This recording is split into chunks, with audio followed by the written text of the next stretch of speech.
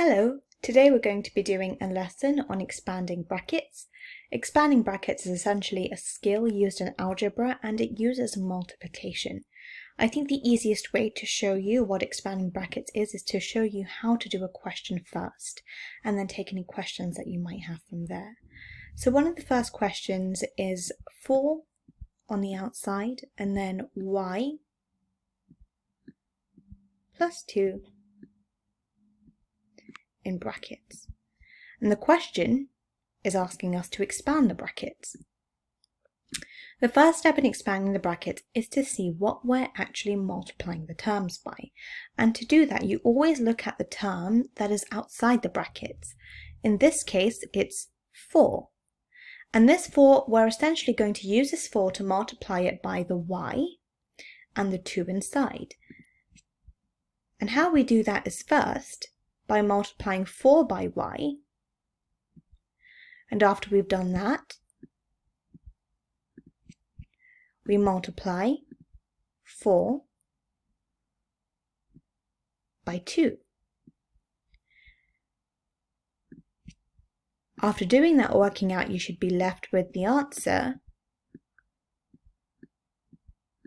4y plus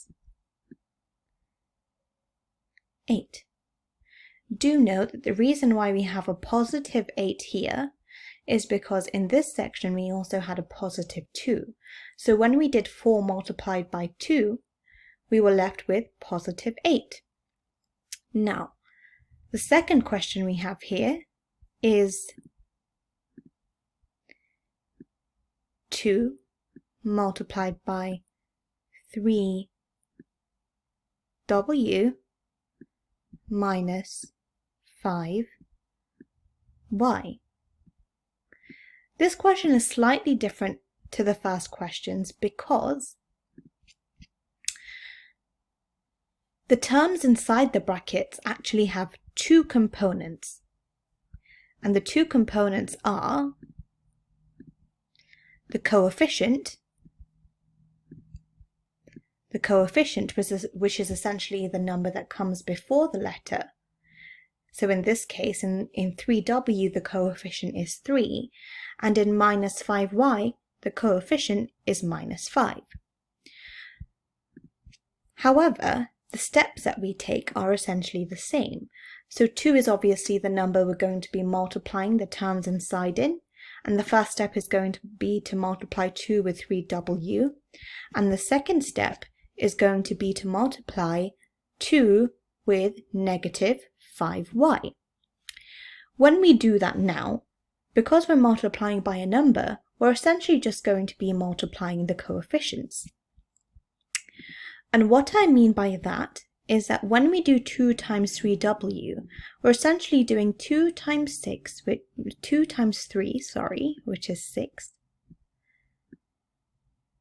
and then adding the w. And for the second term, when we do 2 times negative 5, we're essentially doing 2 times negative 5, which is negative 10, and then adding the y.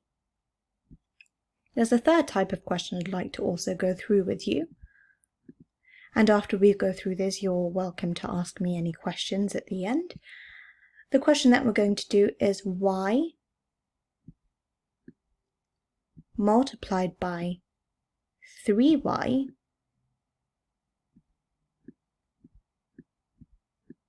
plus 5.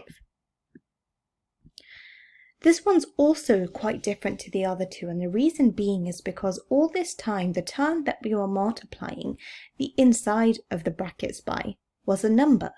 But in this case, the letter that we're multiplying by, or the term that we're multiplying by, is not a number anymore, it's the letter. And that term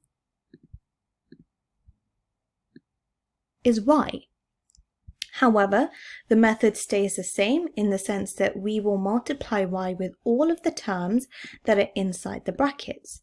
So if we do this together, we have 3y multiplied by y, which is 3y squared, and I'll explain that just after I finish. And the second term will be y multiplied by 5, which is positive 5y. Now the reason why it's y squared is because it works the same as any other squared number. So for example, with 4 times 4, the sum is actually saying 4 squared, but because that's a number, we know that the answer to that is 16. But here we're multiplying y with y. At this point we're ignoring the coefficient just so I can explain it to you. When we're doing y times y, we don't actually know what the value of y is. So instead of writing a number of an answer like 16, we answer that as y squared. And because here we weren't actually multiplying y by y, but y by 3y, we have to add the coefficient in front of the y squared. Considering everything that we've learned so far, here I've written out a sum for you and there's a mistake. We're going to talk through why there is a mistake and what the mistake actually is. So here it's written 2y multiplied by y plus 4 is equal to 2y plus 8y. Hopefully you've noticed that the mistake actually lies here. Because when we multiply 2y plus y, you're multiplying y and y together, which should have left you with 2y squared. And when you multiply 2y by 4, you're left with 8y. So that's the reason that it's wrong. I hope you learned something from this. There'll also be some questions that you can practice by yourself to see if you've gotten the hang of this method.